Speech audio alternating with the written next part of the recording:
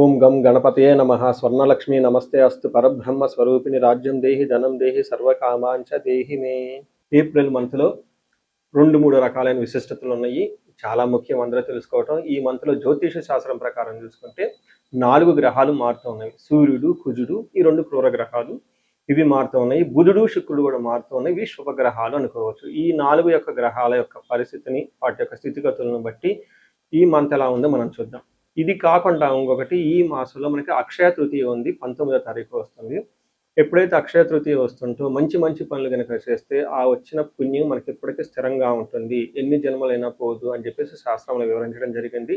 ఇంకా అందరికి బాగా నానుడు ఏంటంటే ఆ రోజు ఏ పని కనుక చేస్తే మనకి స్థిరంగా ఉంటుంది. అందుకని బంగారం కొనుక్కోవటము, పవిత్రమైన వస్తువులు కొనుక్కోవటము, దాన ధర్మాలు చేయటం అనేది ఇంకా చాలా విశిష్టత కలిగిన గొప్ప గొప్ప మనకి అవకాశాన్ని జీవితంలో ఎదగటానికి ఈ రోజు అనేది పుణ్యప్రదంగా ఉంటుంది అని గమనించాలి.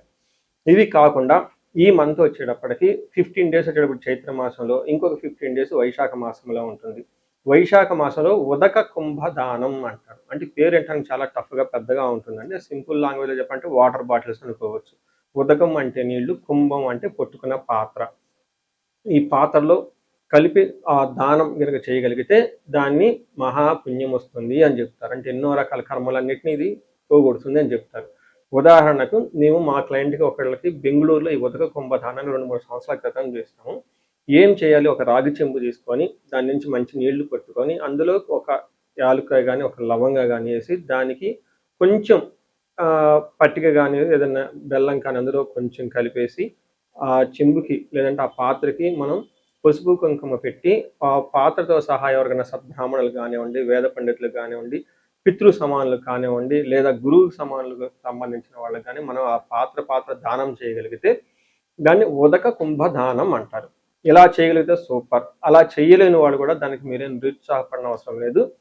2 years బ్యాక్ ఎప్పుడైనా ఒక వీడియోలో చెప్తే ఇది ఏం చెప్పానంటే వాళ్ళకి వాటర్ బాటిల్స్ దొరుకుతాయి. మనకి చలివేంద్రాలని అవి ఇవిని పెడుతూ ఉంటారు పూర్వకాలంలో. ఇప్పుడు ఆ రోజు అలా పెడితే ఎవరు వాటిని కూడా చూడరు, తాగరు.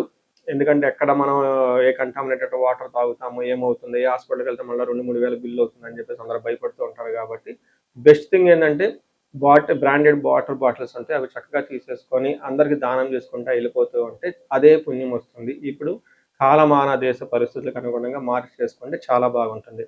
ఇది నేను చెప్పడంతో 2 years బ్యాక్ ఒక లేడీ నాకు ఫోన్ చేసి మీరు చెప్పిన ఉదక కుంభదానాన్ని వాటర్ బాటిల్స్ నేను నా ఆఫీస్ నా కార్లో పెట్టుకొని తీసుకుని వెళ్ళానండి, అందరికి చక్కగా ఇచ్చుకుంటూ వెళ్ళిపోయాను, అందరు థ్యాంక్స్ చెప్పారండి అని చెప్పారు. ఇలా మీరు చక్కగా నీళ్ళని వాటర్ బాటిల్స్ వీటిని కనుక దానం చేస్తే చాలా చాలా కలిసి వస్తుంది. సో ఇప్పుడు మనం ఎలా ఉంది ఈ రాశి ఫలాన్ని మనం చూద్దాం. తులారాశి వారికి ఏప్రిల్ 2026లో చూస్తే మనకి ఎలా ఉందంటే వీళ్ళకి చాలా బాగుంది అని మనం చక్కగా చెప్పుకోవచ్చు. 100కి 85% ఏప్రిల్ మంత్లో తులారాశి వాళ్ళకి చాలా బాగుంది. ఇది ఒక హ్యాపీ న్యూస్ గమనించుకోవాలి. అంతేకాకుండా వచ్చే జూన్ వరకు కూడా మీకు ఇంకా చాలా చాలా బాగుంది. మనం పంచాంగం ఫలితాల్లో కూడాను మన రాశి ఫలాలు కూడా చెప్పుకోవడం జరిగింది.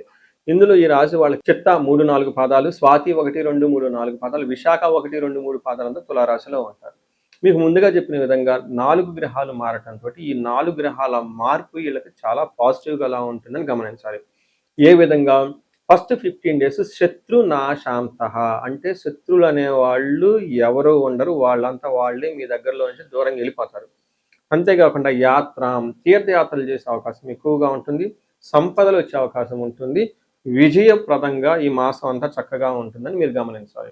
మనం డీటెయిల్స్ చూసుకుంటే 7వ స్థానంలో 6వ స్థానం నుంచి 7వ స్థానంలోకి సూర్యుడు మారటంతో ఫస్ట్ 15 డేస్ చాలా బాగుంటుంది. తర్వాత 15 డేస్ కొంచెం ఆటంకాలతో ఉండే అవకాశం ఎక్కువగా ఉంటుంది. 7వ ఇంట్లో కనుక సూర్యుడు ఉంటే సామంత జన విద్వేష ధారాపీడ సుతామయం ఉత్సాహ భంగకారిణి గోచారస్తే సప్తమే రవి అంటారు. అంటే 7వ ఇంట్లో కనుక రవి ఉంటే ఏమవుతుంది? సామంత జన విద్వేష అంటే వీళ్ళ కింద పనిచేస్తున్న ఎంప్లాయీస్ కానివ్వండి, లేదంటే వీళ్ళతో పాటు బాగా చక్కగా ఫ్రెండ్లీగా ఉన్న వాళ్ళైతేనేమి సడన్గా వీళ్ళ మీద ద్వేషం పెంచుకొని వీళ్ళకి సపోర్ట్ ఇవ్వకుండా పోయే అవకాశం ఎక్కువగా ఉంటుంది. అంతేకాకుండా ఉత్సాహ భంగకారిణి, మీరు ఎనర్జెటిక్గా మంచి ఎనర్జెటిక్ ఒక హై లెవెల్ అంబిషన్తో ముందుకు వెళ్ళిపోదామని పెద్ద పెద్ద ప్లానింగ్లు పెట్టుకొని ముందుకు వచ్చి కూర్చుంటే మీకు ఏదో ఒక విధంగా మీ యొక్క ఉత్సాహాన్ని అనగగొట్టడానికి మిమ్మల్ని అనవసరమైన ఆటంకాలు క్రియేట్ చేసే వాళ్ళు ఎక్కువ ఉంటారని గమనించాలి. కానీ కుజుడు 6వ స్థానంలో ఉండటంతో ఒక బెస్ట్ టైం, ఒక బెస్ట్ ప్లేస్లో కుజుడు మాత్రం ఉన్నారు. ఏమవుతుంది, కుజుడు 6వ స్థానంలో అంటే వస్త్రలాభం, ధాన్యలాభం, ధనలాభము, యశాస్తద అంటే కీర్తి ప్రతిష్టలు చక్కగా ఉంటాయి. మనోల్లాస, మనసంతా ఉత్సాహంగా ఉంటుంది. ధర్మసిద్ధి గమనించుకోండి, ధర్మసిద్ధి అంటే ధర్మబుద్ధిగా చక్కగా మీ పని మీరు చేయడానికి గనక ఏదైనా గనక సంకల్పం తీసుకుంటే ఈ టైంలో చక్కగా అది మీరు అన్ని అనుకున్న పనుల విధంగా చేసేసుకుంటూ ఉంటారు. అయితే మిమ్మల్ని కావాలని అవమానించే వాళ్ళు ఉంటారు, అది కూడా గమనించుకోవాలి. 8వ స్థానంలో శుక్రుడు ఉండటంతో ఇది ఇంకా చాలా చాలా చక్కగా ఒక పాజిటివ్ ఎనర్జీ అయితే మీరు తీసుకొస్తుంది.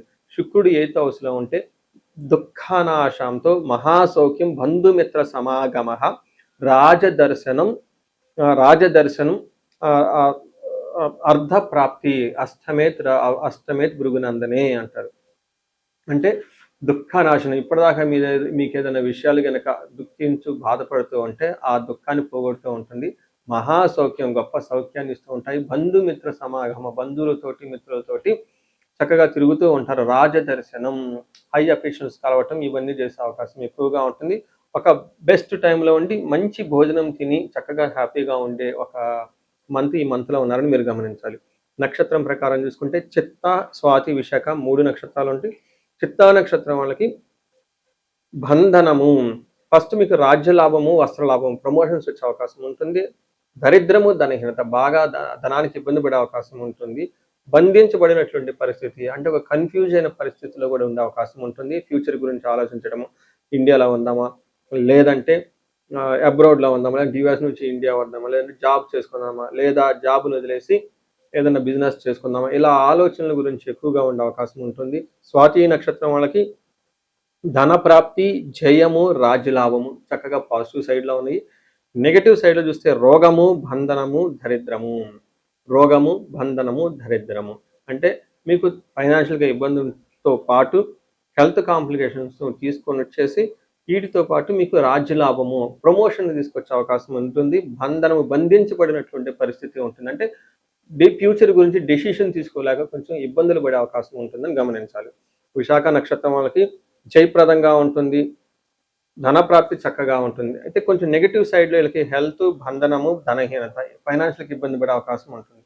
వీటితో పాటు విశాఖ నక్షత్రం వాళ్ళకి పర్టికులర్గా కార్యహాని, అనుకున్న పనుల్లో విజయం జరగక ఇబ్బందులు పడే అవకాశం ఉంటుందని గమనించాలి.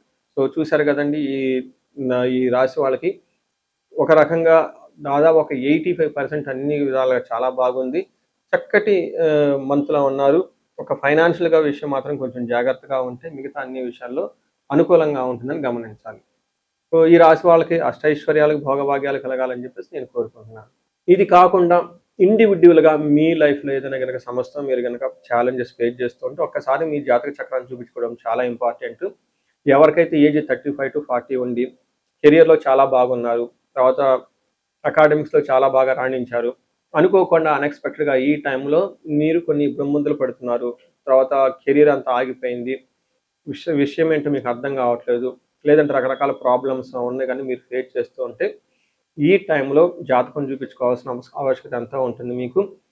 మీకు ఎవరికైనా ఆర్థికంగా బాగా ఇబ్బందులు ఉంటే స్వర్ణలక్ష్మి విశేష హోమం చేయించుకుంటే చాలా బాగుంటుంది. శత్రు బాధలు విపరీతంగా ఉన్నారు, కోర్టు వ్యవహారాల ప్రాబ్లంగా ఉంది అనుకుంటే చండీ హోమము, నవచండీ హోమం, చండీ పారాయణ చేస్తే చాలా బాగుంటుంది. ఇవి కాకుండా ఇంకా ఎవరికైనా మీకు భార్యాభర్తల మధ్య అన్యోన్యత గురించి అన్యోన్య దాంపత్య పాశుపత అభిషేకం చేయించుకోవటం, ధనం నిలబడటానికి కుబేర పాశుపత అభిషేకము, హెల్త్ కాంప్లికేషన్స్ ఉంటే ఎవరికైనా అమృత మృత్యుంజయ పాశుపత అభిషేకము, హోమాలు ఇవన్నీ చేయించుకుంటూ చాలా బాగుంటుంది. సో ఎక్కడికైనా సరే మీకు ఏదైనా సమస్య అనిపించినా, పిల్లలు అకాడమిక్స్లో రాణించుకోవాలన్నా కానీ వాళ్ళకి సంబంధించి మేధా దక్షిణామూర్తి హోమాన్ని జపం చేయించుకుంటే చాలా బాగుంటుంది. సో మీకు ఇందాక చెప్పిన విధంగా 35 to 45 ఉండి సరిగ్గా గ్రోత్ లేకుండా ఉంటే ఒక్కసారి మీ హారోస్కోప్ చెక్ చేయించుకొని ఏమైనా శాపాలు ఉన్నాయా, గ్రహ దోషాలు ఉన్నాయా అవి చూపించుకొని ఆ యొక్క సమస్య తీవ్రతను బట్టి రెమెడీస్, పరిహారాలు చేసుకోగలిగితే ఈ రాశి వాళ్ళకి జీవితం 10 రెట్లు ముందెళ్ళే అవకాశం ఎక్కువగా ఉంటుంది. ఈ రాశి వాళ్ళకి అష్టైశ్వర్యాలు కలగాలని, భోగభాగ్యాలు కలగాలని చెప్పేసి నేను కోరుకుంటున్నాను. నమస్తే.